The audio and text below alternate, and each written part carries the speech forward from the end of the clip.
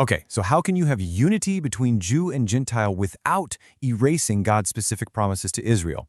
It's a huge question, right? And it gets into one of the most powerful and maybe one of the most misunderstood ideas in the whole New Testament. So let's just dive right in. All right, you've probably heard this verse a million times. Galatians 3:28, there is neither Jew nor Greek. And for a lot of people, that's it. That's the mic drop. It sounds like all those old distinctions are just completely wiped away in the new covenant. So is that it? Case closed? Is this really just an open and shut case that Israel's unique role is over and done with? I mean, does this one line of scripture really mean that God is finished with Israel as a distinct people with a special calling? Well, you know the saying, with any big Bible verse, context is everything. So let's do that. Let's look closer at what that verse actually says and what it's really getting at, because it's not about erasing people's identity. It's about equality.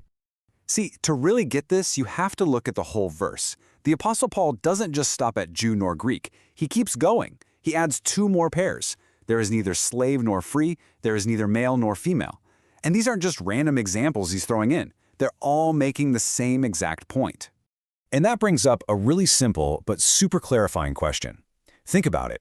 Did the gospel literally erase the distinction between men and women? I mean, of course not, right? Men are still men. Women are still women.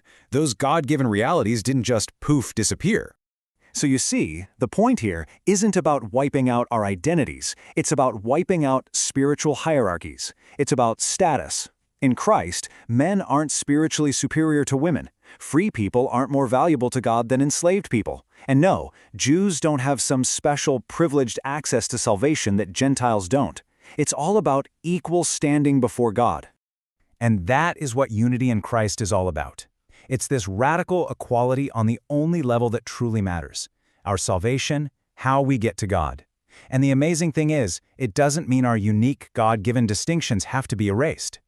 Now, this whole idea of equality, not erasure, gets developed even further in another really key passage. Let's jump over to Ephesians chapter 2, which introduces this powerful concept of the one new man. So Paul starts out by reminding the Gentile believers, the non-Jews in the church, what life was like for them before Jesus. And he doesn't pull any punches. He says they were outsiders. They weren't part of Israel's story. They were strangers to God's covenants. Basically, they were without hope. There was this massive separation. But then, everything changes.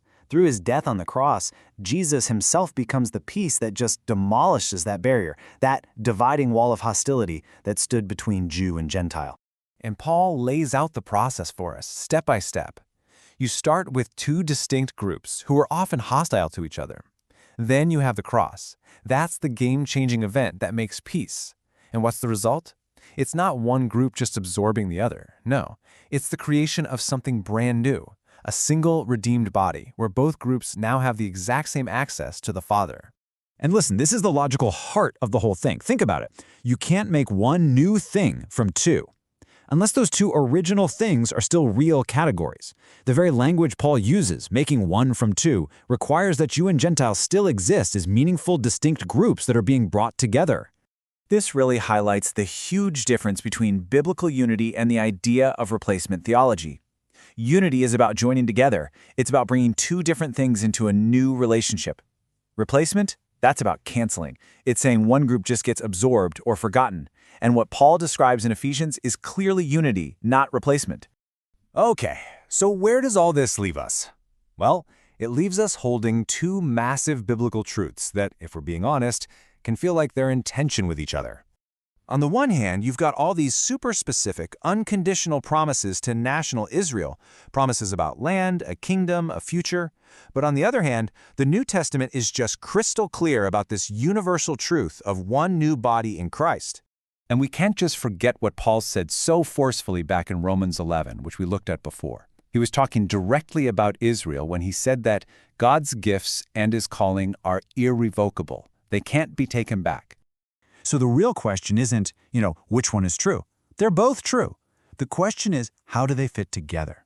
How does God pull off this amazing plan of uniting Jew and Gentile in one body, while at the same time staying faithful to all those specific sworn promises he made to the nation of Israel? And that question, that's exactly what we are going to tackle in the final part of this series. We're going to face the biggest objections head on. we're going to dive into those common arguments for replacement theology. Like, what about when the church is called the New Israel? What does that mean? Or what about when all believers are called Abraham's offspring? And hey, should we just be reading all those Old Testament prophecies about Israel as symbolic? We're going to put all of it on the table and see what the Bible has to say. So be sure to join us for the finale.